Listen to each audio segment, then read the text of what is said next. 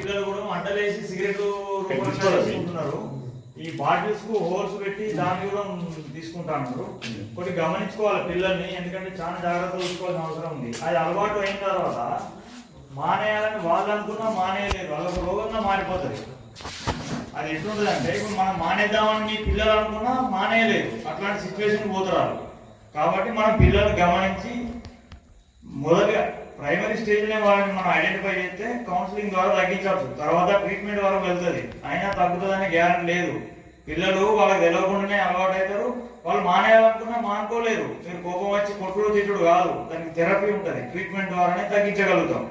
పిల్లలను గమనించాలి. మన వాడకట్లు ఉన్న చిన్న పిల్లలు 7వ తరగతి 8వ తరగతి పిల్లల నుండి వెళ్ళి డిగ్రీ పీజీ చదువుకునే వాళ్ళ వరకు కూడా మనం గమనించాలి.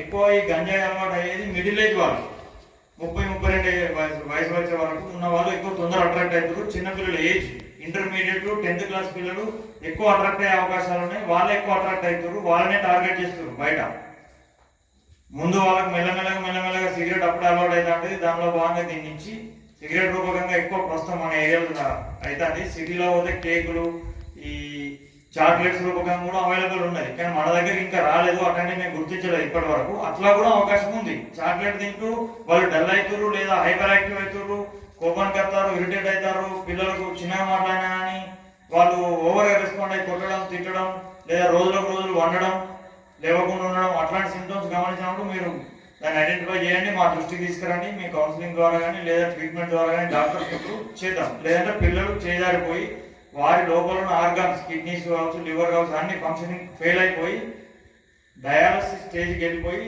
చాలా యంగ్ ఏజ్లో చచ్చిపోతారు పిల్లలు. మనకు ఏర్పడదు, తిండి పని చేస్తూ ఉంటారు. ఒకటే గుర్తుంచుకోవాల్సింది, గంజాయికి సంబంధించి అందరూ అవేర్నెస్ కలిగి ఉండాలి. మీ వాడకట్టు మీ ఊరి మీద మీరు ఉండాలి. ఎక్కడో రోడ్డు మీద తాగుతారు కావచ్చు, అక్కడ కూర్చుడు నాకేం సంబంధం అని అనుకోవద్దు. తాగిన తర్వాత వాడు వానింటికి పోయే తెలియదు, మన ఇంటికి వచ్చేది తెలియదు, మన ఇంటికి వచ్చి మన ఆడపిల్లలు అనేది తెలియదు, మనల్ని కొట్టే తెలియదు, చంపే తెలియదు. డ్రగ్స్ తీసుకున్న తర్వాత వాళ్ళకు ఖాళీ ఉండదు, మన కాన్షియస్ లో ఉండరు. అది ఎక్కడో మూల మీద జరుగుతుంది కదా, మా దాకా వస్తలేదు, ఎక్కడెక్కడ రోడ్డు మీద తాగుతారు, మాకు సంబంధం లేదని అనుకోవద్దు. ఎప్పటికైనా ఒక దగ్గర జరుగుతుందంటే ఎమ్మడే మాకు ఇన్ఫర్మేషన్ ఇవ్వండి.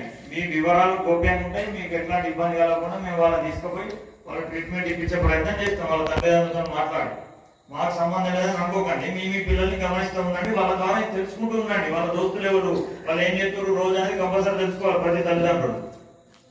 ఇంకొకటి సైబర్ క్రైమ్స్ గురించి ఇందాక వీళ్ళు చెప్పారు. సైబర్ క్రైమ్స్ అంటే కొన్ని కొత్త ఉంటాయి. ఇక్కడ ఏజ్ వాళ్ళు ఎక్కువ ఉన్నారు, పిల్లలకి ఎక్కువ ఐడియా ఉంటుంది.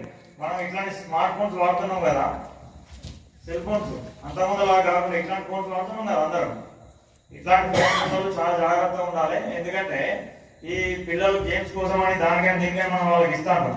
వాళ్ళు అది వస్తుంటే మధ్యలో ఏవేవో లింక్స్ వస్తాయంటే టచ్ చేసుకుంటూ పోతా ఉంటే దాని ద్వారా డబ్బులు పోయే అవకాశం ఉంది. మా అకౌంట్లో ఏం డబ్బులు ఉంటాయి అనుకోవద్దు. ముసలికి పెన్షన్లు పడుతూ ఉంటాయి, లేదంటే మన అగ్రికల్చర్ డబ్బులు, లేకపోతే లోన్ డబ్బులు ఇవో ఉండి ఉంటాయి. తర్వాత ఎవరికో వెళ్దాం లేదు, తర్వాత ఇద్దాం లేదు అని చెప్పి మన అకౌంట్ ఉంటే మనకు తెలియకుండానే మన డబ్బులు అయిపోతున్నాయి. ఇట్లాంటి చాలా కేసెస్ ప్రతిరోజు 2 లేదా 3 మన మండలంలో రిపోర్ట్ అవుతాయి. ప్రతి రోజుకు 2 లేదా 3 మన మండలంలో. అంటే అర్థం చేసుకోండి, అవి మాకు తెలిసేది తెలియకుండా అయ్యేది. పోలీస్ స్టేషన్ పోవద్దు అని సిగ్గుతో సపరేట్ ఉండేటోళ్ళు ఎంతో మంది ఉంటారు. వీటి గురించి మేము చెప్తలేము. ఇట్లాంటివి జరుగుతున్నాయి కాబట్టి స్మార్ట్ ఫోన్లు వాడేటప్పుడు చాలా జాగ్రత్తగా ఉండాలి. వీలైనంత వరకు పిల్లలకు ఆన్లైన్ గేమ్స్ కు ఇవ్వద్దు. మీరు కూడా ఇప్పుడు ఈ జాబ్ లేని వాళ్ళకు మేము ఆన్లైన్ లో ఓన్లీ మీరు వీడియోలు షేర్ చేస్తేనే మీకు డబ్బులు వస్తాయి. ఇప్పుడు మెయిన్ గా జరుగుతుంది జాబ్ ఫ్రాడ్స్. మీరు ఓన్లీ వీడియోలు లైక్ చేయాలి, ఈ వీడియో చూసి దానికి రేటింగ్ ఇస్తే సరిపోతుంది, మీకు డబ్బులు వస్తాయి అంటాడు. ఇస్తాడు, వర్క్ ఫ్రమ్ హోమ్ మీరు ఇంటి దగ్గర ఉన్న కానీ 25,000 సంపాదించు 10,000 సంపాదించు అంటాడు. వాటికి అట్రాక్ట్ అయ్యి ఆ లింక్స్ వస్తాం కానీ వాళ్ళు ఇచ్చిన టెలిగ్రామ్ గ్రూప్స్ ఇస్తారు. టెలిగ్రామ్ గ్రూప్ లో యాడ్ అయ్యి వాళ్ళకి డబ్బులు పంపడము లేదా మన credit card details debit card details ఇచ్చినట్లయితే డబ్బులు ఫ్రాడ్ చేతులకు వెళ్ళిపోతున్నాయి. మీ బ్యాంకు ఖాళీ అవుతుంది. వాళ్ళ దగ్గరికి వెళ్ళి డబ్బులు రావడం 100% జరగదు. ఎవరికో ఒకరిద్దరికి వచ్చినాయట అనే 100 వరకు కానీ ఇప్పటికైతే మేము ఎవరికి ఇప్పించాలి. మన పోలీస్ స్టేషన్లో ఇప్పటికి 100 కేసుల పైన ఒకరికి కూడా ₹1 రిటర్న్ రాలేదు డబ్బులు. అంటే అర్థం చేసుకోండి, డబ్బులు రావు. అనవసరంగా ఈ జాబ్ ఫ్రాడ్స్ చేతిలో పోదు. పార్ట్ టైం జాబ్ చేస్తాం వస్తాయి, మీరు లైక్లు చేస్తే వస్తాయి, ఇది చేస్తే వస్తాయి, అది చేస్తే వస్తాయి అని మీరు వాట్సాప్లో వచ్చుడు, వాళ్ళు మీరు ఇన్స్టాగ్రామ్లో పెట్టుడు, వాళ్ళందరికీ డబ్బులు వచ్చినట్టు మీకు కనబడతా ఉంటాయి. లక్షలు పోగొట్టుకున్న వాళ్ళు ఉన్నారు. మీరు అది జోక్గా తీసుకోవాల్సిన విషయం కాదు. మనకు తెలియకుండా మనం ఆ ట్రాన్స్లోకి వెళ్ళిపోతాం. ఆ ఇన్స్టాగ్రామ్ లో ఫేస్బుక్ లో ఎక్కడో కదా అడ్వర్టైజ్ అవుతుంది, ఇదేదో బాగుంది కదా అని మనం చూస్తాం. దాని కింద లింక్ ఉంటుంది, వెళ్ళిపోతూనే ఉంటాం. ఇంకా అది మనకు తెలియదు, మన డబ్బులు పోయినాయి అనే విషయం మనకు తెలియదు.